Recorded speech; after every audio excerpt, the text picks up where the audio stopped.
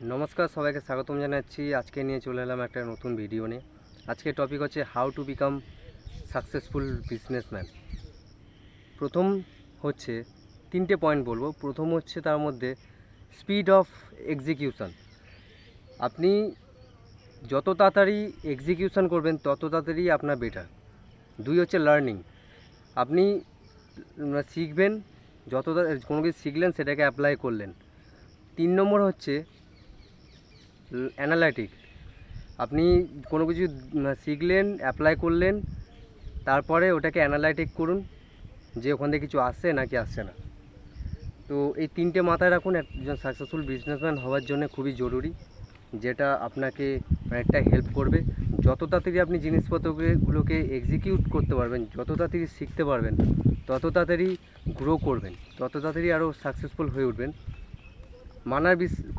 বিশ্বাস করার দরকার নেই, অ্যাপ্লাই করুন আর দেখুন আর অ্যানালাইটিক্যাল করুন। এই তিনটে বিষয় অ্যানালাইটিক আর কি, এই তিনটে বিষয় মাথায় রাখুন।